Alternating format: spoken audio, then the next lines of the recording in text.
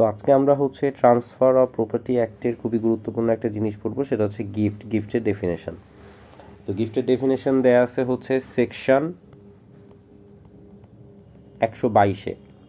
Section 122-এ বলা আছে যে গিফট আসলে কি। গিফট হচ্ছে যে sardine existing movable or immovable প্রপার্টির একটা ট্রান্সফার। তাহলে এখানে খেয়াল রাখতে হবে যে এক্সিস্টিং কথাটা কিন্তু থাকতে হবে, এক্সিস্টিং, অর্থাৎ কোনো ফিউচার প্রপার্টির ক্ষেত্রে গিফট হচ্ছে ভয়েড হয়ে যাবে।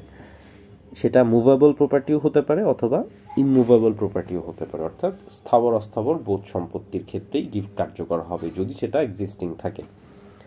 মেড ভলান্টারিলি, অবভিয়াসলি যেহেতু এটা গিফট, সো এখানে কোনো কোয়ারশন বা কোনো ফোর্স, আনডিউ ইনফ্লুয়েন্স এগুলো কাজ করবে না, মানে কাজ করলে এটা গিফট হবে না আর কি।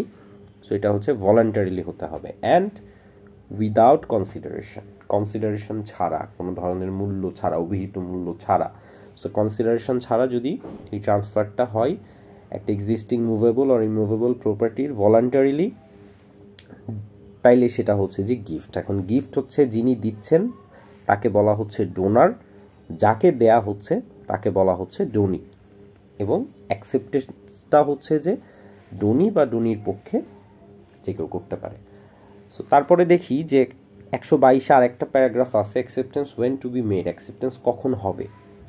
সাস acceptance must be made during the lifetime of the donor and while he is still capable of giving, অর্থাৎ যিনি দিচ্ছেন তার লাইফ টাইমের মধ্যে হতে হবে, এবং লাইফ টাইমের ওই স্প্যানটুকু টাইমে, যে স্প্যানটুকু টাইম পর্যন্ত তিনি হচ্ছে ক্যাপাবল থাকবেন। এখন মানুষ হচ্ছে ইনসেন হয়ে যেতে পারে, সো সে হচ্ছে লিগালি ইনক্যাপাবল হয়ে যাবে ট্রান্সফারের ক্ষেত্রে। সো তখন পর্যন্ত না, যতক্ষণ পর্যন্ত সে ক্যাপাবল থাকবে ততক্ষণ পর্যন্ত।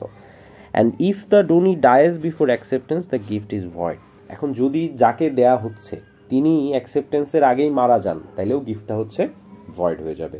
সো এই হচ্ছে আমাদের যে ডেফিনেশন অফ গিফট, সেটা 122 নম্বর সেকশন। সো দেখা হচ্ছে পরবর্তী ভিডিওতে। ততদিন ভালো থাকবেন, সুস্থ থাকবেন। আসসালামু আলাইকুম।